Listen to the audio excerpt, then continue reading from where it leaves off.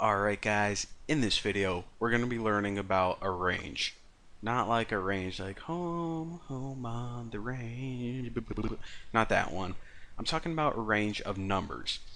So this is also a cool way that we can create a loop without a list. And if you're scratching your head and you're like, okay, well what the heck are we going to loop through then? Well, that's what I'm going to teach you guys. So make a for loop and then name the variable anything you want. I'll just name mine x. And usually we said something like in list and then we wrote the list name. But what if we just said, okay, we don't have anything to loop through, but I want to have this loop occur 10 times. I want something to occur 10 times. Well, what we can do is we can write range and inside here 10. What this is pretty much saying is, okay, loop through this. This is pretty much the same thing as making a list really quick. So probably easier if we just see. So right now x is equivalent to the numbers 0 through 9, since remember computers start counting at 10. Now you can actually do anything 10 times. It doesn't even need to involve x. So if you just did this, it printed out Bucky is awesome 10 times, which is actually a really good program for people with self-confidence issues. Bucky's awesome. Bucky's you know what? I am awesome. Alright, so enough of that, and let me actually go back to X because I want to show you guys some other things.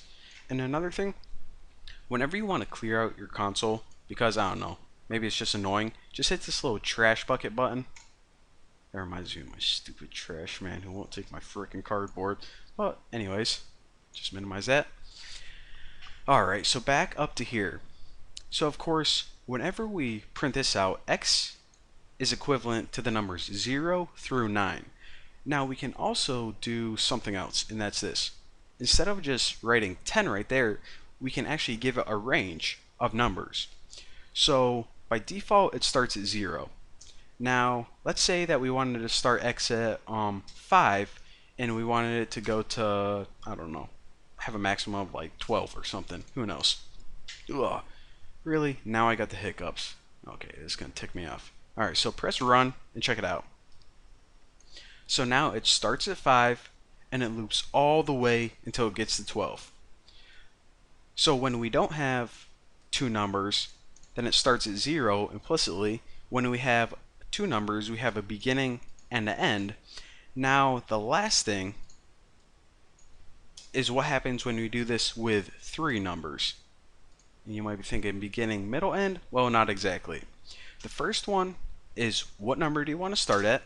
The second one is where you want to end at, and the third one is your increment. So this means count from 10 to 40, but do it in steps of 5. So 10, 15, 20, tomato, tomato, so on and so forth. So pretty freaking sweet. So again, if you ever want to specify by how much, why can I not talk today? How much you want to count by, this is how you do that.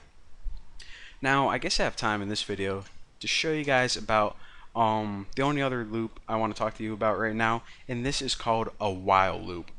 Now, the while loop is a special loop that loops as long as a condition is true. So you don't explicitly give it either a list, you don't give it a range of numbers, you just said, okay, just keep looping until this one test equals false. So let me show you a quick example. Make a variable called buttcrack. If you don't name it buttcrack, your program's not going to work. I'm just kidding. But now what we do is we use the keyword while, and after this we give it a simple test. So if buttcrack is less than 10, then just do something. We'll just print out buttcrack. Now of course, oops. Did I accidentally say buttcrack then write my name? Bucky Crack. Alright, so anyways, what's going to happen in this case is this. Well, 5 is always going to be less than 10, unless in the middle of our program math and physics suddenly decide to change. So if we just run this right now, as you can see, it keeps printing out 55555 forever. So what we need to do, clear this out. So what we need to do is we need a way to change the value of butt crack to increase on every single iteration of the loop. So if you write butt crack plus equals 1, what this line of code right here does is it adds 1 to butt crack every time. So the first time this loop occurs, it's going to print out 5 and then add 1 to butt crack. So the next time the loop occurs, after that, butt crack is now equal to 6. And it does this, as we can see, all the way until this variable butt crack equals 10. Is 10 less than 10? Well, no, it's not. So since this is false, that's when your program knows to stop the loop. So again, that's a while loop, and for the test, you need a way to change the variable in here. So if you never change it and it keeps running over and over and over again, this is called an infinite loop, and it's not very good for your computer because it could actually crash your computer. So don't do that. So again, we learn about range, we learn about while loop, and I accidentally wrote Bucky instead of butt crack. So hope you enjoy. See you next time.